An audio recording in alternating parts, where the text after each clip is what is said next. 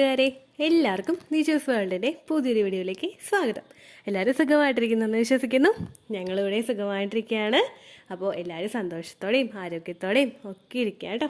ഇന്നത്തെ വീഡിയോയിൽ സംസാരിക്കുന്നത് പ്രഗ്നന്റ് ആകുന്ന ഒട്ടുമിക്ക പേർക്കും ഉണ്ടാകുന്ന, എന്നാൽ ഇതൊരു പ്രഗ്നൻസി ലക്ഷണമാണോ എന്ന് നിങ്ങൾ പോലും ചിന്തിക്കുന്ന തരത്തിലുള്ള ഒരു ലക്ഷണത്തിനെ പറ്റിയിട്ടാണ് കേട്ടോ. കാരണം പ്രഗ്നന്റ് ആണെങ്കിലും പ്രഗ്നന്റ് അല്ലെങ്കിലും ഈ ഒരു സിറ്റുവേഷനിലൂടെ കടന്നു പോകാത്തവരായിട്ട് ആരും തന്നെ ഉണ്ടാവില്ല. പക്ഷെ പ്രഗ്നന്റ് ആണെങ്കിൽ ഈ സിറ്റുവേഷൻ ഫേസ് ചെയ്യേണ്ടി വരുന്നത് നോർമലി ഉണ്ടാകുന്നതിനേക്കാളും വളരെയധികം കൂടുതലായിരിക്കും. അപ്പൊ ഈ ലക്ഷണം എന്താണെന്ന് നമുക്ക് നോക്കാം. വീഡിയോ നമുക്ക് സ്റ്റാർട്ട് ചെയ്യാം. ഇന്ന് സംസാരിക്കാനായിട്ട് പോകുന്നത് നമ്മുടെ വായയിൽ, അതായത് നമ്മുടെ മൗത്തിൽ സംഭവിക്കുന്ന സുപ്രധാനമായിട്ടുള്ള ഒരു പ്രഗ്നൻസി ലക്ഷണത്തിനെ പറ്റിയിട്ടാണ്. ഇവിടെ സംസാരിക്കുന്നത് മൗത്ത് അൾസറിനെ പറ്റിയിട്ടാണ്. മൗത്ത് അൾസർ എന്നൊക്കെ പറയുമ്പോഴേക്കും നിങ്ങൾ ഞെട്ടണ്ട, കാരണം പറയാനായിട്ട് പോകുന്നത് വായ്പുണ്ണിനെ പറ്റിയിട്ടാണ്. വായ്പുണ്ണ് ഒരു പ്രഗ്നൻസി ലക്ഷണമാണോ എന്ന് നിങ്ങളൊക്കെ ചിന്തിക്കുന്നുണ്ടാവില്ലേ? അതെ, തീർച്ചയായിട്ടും വായ്പുണ്ണ് ഒരു പ്രഗ്നൻസി ലക്ഷണം തന്നെയാണ്. പ്രഗ്നന്റ് ആകുന്ന പല സ്ത്രീകൾക്കും പല ശരീര അവയവങ്ങളിലും വ്യത്യാസങ്ങളും വേദനകളും ബുദ്ധിമുട്ടുകളും ഒക്കെ ഉണ്ടാവാറുണ്ട്. അങ്ങനെ ഒരുപാട് ബുദ്ധിമുട്ടുകൾ അനുഭവപ്പെടുന്ന നമ്മുടെ ഒരു ശരീരഭാഗമാണ് മൗത്ത് എന്ന് പറയുന്നത്. പ്രഗ്നന്റ് ആകുന്ന ഒരു സ്ത്രീക്ക് പലതരത്തില് വായയിൽ ബുദ്ധിമുട്ടുകളും അസ്വസ്ഥതകളും ഉണ്ടാകും. അതിൽ ഏറ്റവും ആദ്യത്തത് നമ്മുടെ മോണയും അതുപോലെ ചുറ്റുമുള്ള ഭാഗങ്ങളൊക്കെ വിങ്ങുന്നത്, വേദനയുണ്ടാവുന്നത്, പല്ലിൽ നിന്ന് ചോര വരുന്നത്, അതുപോലെ വായയിൽ മെറ്റാലിക് ടേസ്റ്റ് വരുന്നത്, വായയിൽ കയ്പുണ്ടാവുന്നത്, ഇതൊക്കെ പ്രഗ്നന്റ് ആകുന്ന ഒരു സ്ത്രീക്ക് വായയിൽ സംഭവിക്കുന്ന മാറ്റങ്ങളാണ്. നമ്മളിൽ ഉണ്ടാകുന്ന ഹോർമോണൽ ചേഞ്ചസ് കൊണ്ടാണ് ഇത്തരം മാറ്റങ്ങൾ നമ്മുടെ മൗത്തിൽ പെട്ടെന്ന് തന്നെ ഉണ്ടാവുന്നത്. നമ്മൾ ചിലപ്പോൾ വിചാരിക്കും പല്ലിൽ എന്തെങ്കിലും കേടുണ്ടായതുകൊണ്ടാണ് ഇങ്ങനെ സംഭവിക്കുന്നതെന്ന് വിചാരിക്കും. പക്ഷേ അങ്ങനെ ആയിരിക്കില്ല. അതുപോലെ തന്നെ പ്രഗ്നന്റ് ആകുമ്പോഴേക്കും ഇത്തരത്തിലുള്ള ബുദ്ധിമുട്ടുകൾ, അതായത് പല്ല് കേടൊക്കെ ഉണ്ടെങ്കിൽ അത് ഭയങ്കര വേഴ്സ് ആവാനായിട്ടുള്ള സാഹചര്യങ്ങളൊക്കെ വളരെയധികം കൂടുതലാണ്. അതുകൊണ്ട് പല ഡോക്ടേഴ്സും പറയുന്നത് നിങ്ങൾ പ്രഗ്നന്റ് ആണെങ്കിൽ, പ്രഗ്നൻസി നോക്കുന്നുണ്ടെങ്കിൽ മസ്റ്റായിട്ട് നിങ്ങൾ ആ ഒരു ചെക്കപ്പ് നടത്തുന്നതിനോടൊപ്പം നിങ്ങളുടെ വായയും കൂടി ചെക്ക് ചെയ്യണമെന്നാണ്. കാരണം പിന്നീട് അങ്ങോട്ടേക്ക് പോകുന്തോറും നമുക്ക് അനസ്തേഷ്യ തരാനായിട്ട് ബുദ്ധിമുട്ടുണ്ടാകും. വായയിൽ കേടും ബുദ്ധിമുട്ടൊക്കെ ഉണ്ടായി കഴിഞ്ഞാൽ നമുക്ക് അനസ്തേഷ്യ വന്നിട്ടല്ല അത് ക്ലിയർ ചെയ്യാനൊക്കെ പറ്റുള്ളൂ. കേട് നമുക്ക് അല്ലാണ്ട് തന്നെ ക്ലീൻ ചെയ്യാം. പക്ഷെ പല്ല് പറിക്കണമെങ്കിലൊക്കെ നമുക്ക് അനസ്തേഷ്യ വേണ്ടേ? അപ്പൊ അതൊക്കെ പ്രഗ്നൻസിയുടെ സമയത്ത് നമുക്ക് ആവശ്യം വേണ്ടുന്ന സാധനങ്ങളല്ല, നമ്മൾ അവോയ്ഡ് ചെയ്യേണ്ടതാണ്. അതുകൊണ്ട് പല ഡോക്ടേഴ്സും പറയുന്നുണ്ട് നമ്മൾ വായ ഒന്ന് ചെക്ക് ചെയ്യണമെന്ന് കേട്ടോ. അപ്പോൾ ഇവിടെ മൗത്ത് അൾസറിനെ പറ്റി നമുക്ക് നോക്കാം. എല്ലാ സ്ത്രീകൾക്കും അതുപോലെ എല്ലാ പുരുഷന്മാർക്കും ഉണ്ടാവുന്ന ഒന്നാണ് വായ്പുണ്ണെന്ന് പറയുന്നത്. പ്രഗ്നന്റ് ആകുമ്പോൾ ഇത് തുടർച്ചയായിട്ട് അനുഭവപ്പെടാൻ കുറച്ച് കാര്യങ്ങളുണ്ട്. അവയിൽ ഏറ്റവും ആദ്യത്തെ എന്ന് പറയുന്നത് ന്യൂട്രീഷണൽ ഡെഫിഷ്യൻസീസ് ആണ്. നമ്മുടെ ആ ഒരു പ്രഗ്നൻസി ആകുന്ന സമയം മുതൽ നമ്മുടെ ശരീരം ആ ഒരു എംബ്രിയോനെ നറിഷ് ചെയ്യാൻ വേണ്ടിയിട്ട് ഒരുപാട് കാര്യങ്ങൾ ചെയ്യുന്നുണ്ട്. അതിന് വേണ്ടുന്ന ന്യൂട്രിയൻസ് കൊടുക്കാൻ വേണ്ടിയിട്ട്, അതിന്റെ വളർച്ചയുടെ ഓരോ മൈൽ സ്റ്റോൺസിനും എത്താൻ വേണ്ടിയിട്ട് ഒരുപാട് ന്യൂട്രിയൻസ് നമ്മുടെ ശരീരം കൊടുക്കുന്നുണ്ട്. ഇങ്ങനെ കൊടുക്കുമ്പോഴേക്കും നമ്മളുടെ ശരീരത്തിലെ ആ ഒരു ബ്ലഡിൽ നിന്നൊക്കെയാണല്ലോ ഈ ന്യൂട്രിയൻസ് ഒക്കെ കുഞ്ഞിലോട്ട് എത്തുന്നത്.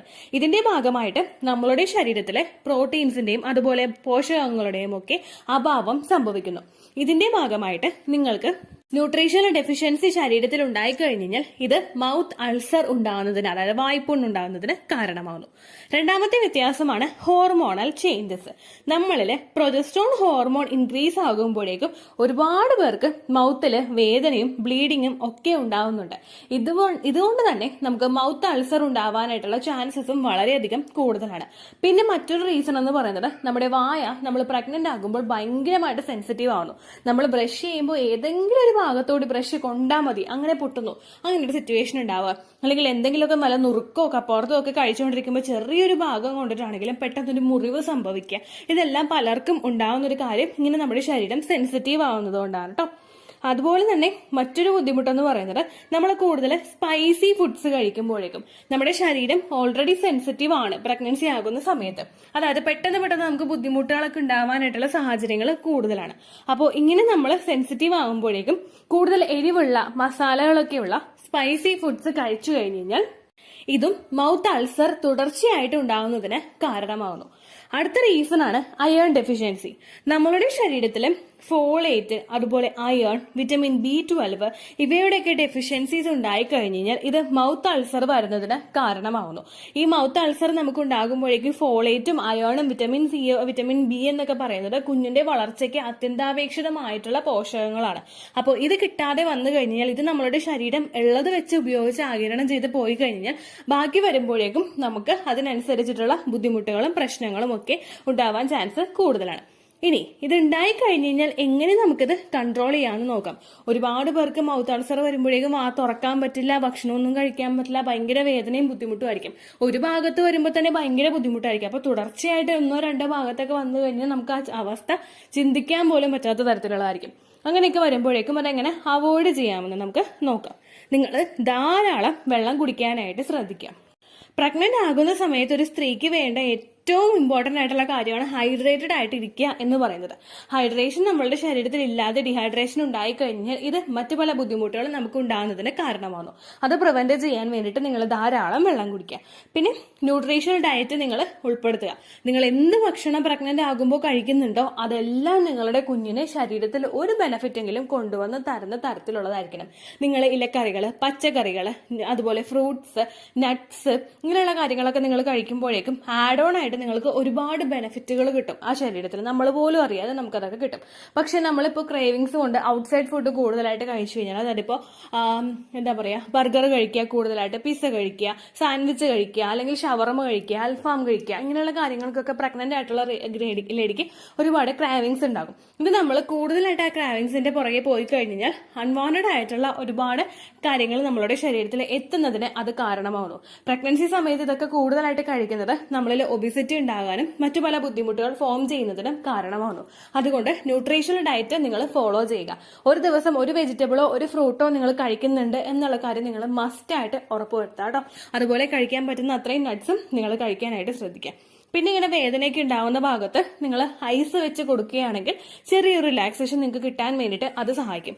ഡയറക്റ്റ് ഐസ് വെച്ച് കൊടുക്കാനായിട്ട് പറ്റുന്നില്ല എങ്കിൽ നല്ലൊരു കോട്ടൺ തുണിയിൽ ഐസ് പൊടിഞ്ഞിട്ട് നിങ്ങൾ പയ്യെ ഒന്ന് വെച്ച് കൊടുക്കുകയാണെങ്കിൽ ഉള്ളിലോട്ട് ഇങ്ങനെ നമ്മുടെ ആ ഒരു ഏത് ഭാഗത്താണോ അതിങ്ങനെ പൊളിച്ചിട്ട് ഇങ്ങനെ ഉള്ളിലോട്ട് വെച്ച് കൊടുത്തു കഴിഞ്ഞാൽ നിങ്ങൾക്കൊരു ആശ്വാസം ഇടയ്ക്ക് കിട്ടും കേട്ടോ. അപ്പോൾ ഇത്രയും കാര്യങ്ങൾ നിങ്ങൾ ശ്രദ്ധിക്കുക. പിന്നെ ഇത്തരത്തിലുള്ള പ്രഗ്നൻസി ലക്ഷണങ്ങൾ മാത്രം ഉണ്ടെങ്കിൽ പ്രഗ്നന്റ് ആകൂ എന്നൊന്നുമില്ല കേട്ടോ. യാതൊരു തരത്തിലുള്ള പ്രഗ്നൻസി ലക്ഷണങ്ങളും ഇല്ലാതെ പ്രഗ്നന്റ് ആകുന്ന ഒരുപാട് പേരുണ്ട്. പിന്നെ ഇത്തരത്തിലുള്ള വീഡിയോസ് ചെയ്യുന്നത് എന്തിനാണെന്ന് വെച്ച് കഴിഞ്ഞാൽ നിങ്ങൾക്ക് ശരീരത്തിനെ ഒന്ന് ശ്രദ്ധിക്കാൻ വേണ്ടിയിട്ട്, ആ ലക്ഷണങ്ങളൊന്നും മനസ്സിലാക്കാൻ വേണ്ടിയിട്ട് മാത്രമാണ് ഇത്തരത്തിലുള്ള വീഡിയോസ് ചെയ്യുന്നത്. ഓവുലേഷൻ കഴിഞ്ഞതിന് ശേഷം ഈ പറയുന്ന പ്രഗ്നൻസി ലക്ഷണങ്ങൾ ഒന്നുമില്ലെങ്കിലും നിങ്ങൾ വിഷമിക്കേണ്ട യാതൊരു തരത്തിലുള്ള ആവശ്യമില്ല. പീരിയഡ് ഡേറ്റിൽ നിങ്ങൾക്ക് പീരീഡ്സ് വരുന്നുണ്ടോ എന്ന് നോക്കാം. ഇൻ കേസ് വരുന്നുണ്ടെങ്കിലും എത്രത്തോളമാണ് ഫ്ലോ പോകുന്നത് എന്നുള്ള കാര്യം കൂടി നിങ്ങൾ ശ്രദ്ധിക്കുക. ഫ്ലോ വളരെ കുറവാണെങ്കിൽ അതിനർത്ഥം നമുക്ക് പ്രതീക്ഷിക്കാൻ അവിടെ ചെറിയൊരു ഹോപ്പ് കൂടി ഉണ്ടെന്നാണ് കേട്ടോ. അപ്പൊ ഇത്രയും കാര്യങ്ങൾ നിങ്ങൾ ശ്രദ്ധിക്കുക. അപ്പോൾ ഇത്രയേ ഉള്ളൂ വീഡിയോ. എന്തെങ്കിലും സംശയം ഉണ്ടെങ്കിൽ നിങ്ങൾ കമന്റ്സിൽ ചോദിക്കുക.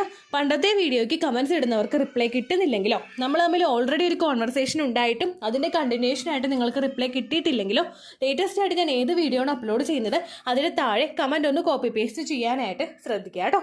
അതുപോലെ ഓവുലേഷൻ ഡേറ്റ് കാൽക്കുലേറ്റ് ചെയ്ത് തരാനായിട്ട് റിക്വസ്റ്റ് ചെയ്യുന്നവർ എത്രയാണോ നിങ്ങളുടെ കൃത്യം സൈക്കിൾ ലെങ്ത് അത് മെൻഷൻ ചെയ്യാനായിട്ട് ശ്രദ്ധിക്കുക. സൈക്കിൾ ലെങ്ത് എന്നതുകൊണ്ട് ഉദ്ദേശിച്ചത് ഓരോ മാസവും എത്ര ദിവസം കൂടുമ്പോഴാണോ ബ്ലീഡിങ് വരുന്നത് അതിനെയാണ് കേട്ടോ ഉദ്ദേശിച്ചത്. അതായത് ജനുവരിയിൽ നിങ്ങൾക്ക് ഒരു 1-ാം തീയതിയാണ് ബ്ലീഡിങ് വന്നതെങ്കിൽ, ഫെബ്രുവരിയിൽ നിങ്ങൾക്ക് 2-ാം തീയതിയാണ് ബ്ലീഡിങ് വരുന്നതെങ്കിൽ, ജനുവരി 1-നെ ഡേ 1 ആയിട്ട് എടുത്ത് ഫെബ്രുവരി 2 വരെ എത്ര ദിവസമുണ്ടോ അത് എണ്ണി പറയുന്നതാണ് സൈക്കിൾ ലെങ്ത് എന്നതുകൊണ്ട് ഉദ്ദേശിച്ചത് കേട്ടോ. ബ്ലീഡിങ് നടന്ന ദിവസം നിങ്ങൾ എടുത്താൽ മതിയാകും. സ്പോട്ടിങ് നടന്ന ദിവസം, അതായത് ചെറുതായിട്ടുള്ള ബ്രൗൺ ഡിസ്ചാർജോ ബ്രൗൺ കളറുള്ള സ്പോട്ടിങ്ങോ വന്ന ദിവസം നിങ്ങൾ എടുക്കുക ആവശ്യം ഇല്ല കേട്ടോ. അപ്പോൾ ഇതുപോലെ തന്നെ നിങ്ങൾ ശ്രദ്ധിക്കുക. സൈക്കിൾ ലെങ്ത് ചോദിക്കുന്ന സമയത്ത് എന്നാണോ ഡേറ്റ് അത് നിങ്ങൾ മെൻഷൻ ചെയ്യാതിരിക്കുക. അതായത് ചില ആളുകൾ ജനുവരി 16, ഫെബ്രുവരി 14 അങ്ങനെ പറയും. അങ്ങനെ പറഞ്ഞുകൊണ്ട് കാര്യമില്ല കേട്ടോ. അപ്പോൾ ഇത്രയേ ഉള്ളൂ വീഡിയോ. അടുത്തൊരു യൂസ്ഫുൾ വീഡിയോ ആയിട്ട് നമുക്ക് വീണ്ടും കാണാം. ബൈ.